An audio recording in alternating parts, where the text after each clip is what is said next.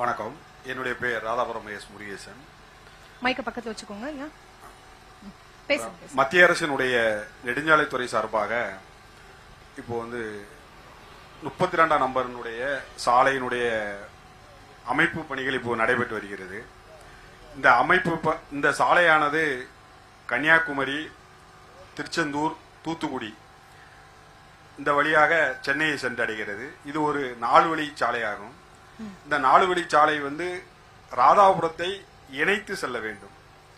ஏனென்றால் ஏற்கனவே அமைக்கப்பட்ட 4 வழி சாலை ராதாபுரத்தோடு இணைக்கப்படவில்லை. இந்த ராதாபுரமானது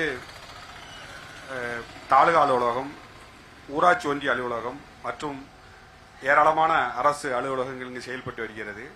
ஒரு ஊராட்சியினுடைய வளர்ச்சி, அதனுடைய அடிப்படை தேவையான சாலை இணைப்பு பொருளாதார முன்னேற்றத்திற்கு அவசியம் என்று நான் கருதுகிறேன்.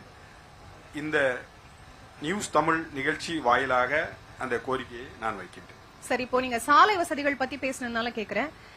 இந்த பேரூராட்சியை பொறுத்த வரைக்கும் வட்டார போக்குவரத்து அலுவலகம் இல்ல பணிமனை, இதெல்லாம் இங்க பணிமனை தானே இருக்கு இல்லையா? Bus stop. ஓகே, பணிமனை இங்க இருக்கா? வட்டார போக்குவரத்து அலுவலகம் இருக்கா? வட்டார போக்குவரத்து அலுவலகம் வள்ளியூர்ல இருக்கு. இந்த இதுக்கு இல்லைங்களா? இந்த பிரச்சனை பத்தி ஏதாவது நீங்க பதிவு செஞ்சிருக்கீங்களா? அதிகாரிகள் கிட்ட யார்ட்டையாவது பேசிருக்கீங்களா? தொடர்ந்து கோரிக்கை வச்சிட்டு இருக்கோம். அந்த அலுவலகங்கள்லாம் எதுக்கு இங்க வரலன்னா, இங்க சாலை வசதி இல்ல, இணைப்பு சாலை வசதி இல்ல. ராதாபுரம் ஒரு பழமையான நகரம். இங்க தாலுகா அலுவலகம் இருக்கு, எல்லா ஒரு மீன்வளத்துறை அலுவலகம் இருக்கு, இந்த மாதிரி பெரிய பெரிய அலுவலகங்கள் இருக்கு.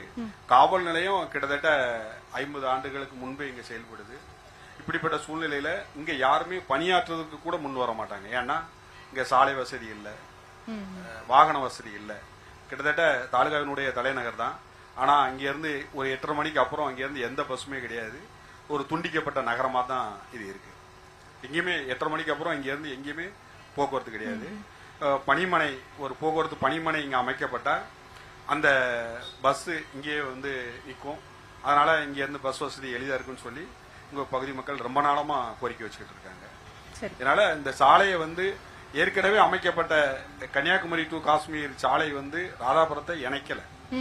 அதனால இது ரொம்ப பின்தங்கிட்டு, இந்த ஊர் வளர்ச்சியில ரொம்ப பின்தங்கிட்டு, இதனால இந்த வளர்ச்சி இப்போ புதுசா அமைக்கக்கூடிய இந்த சாலையிலேயாவது இந்த ராதாபுரத்தோட அது இணைச்சா இந்த ஊருடைய வளர்ச்சி மேம்படும். நான் அந்த நிகழ்ச்சியின் வாயிலாக நிச்சயமாக நியூஸ் தமிழ் உங்களுடைய கோரிக்கை பதிவு செஞ்சிருக்கு. உரியவர்களிடம் இந்த பிரச்சனை எடுத்துட்டு போய் இதற்கு தீர்வு காண்போம் அப்படிங்கிற நம்பிக்கை நாங்கள் அளிக்கிறோம். நன்றி. நன்றி.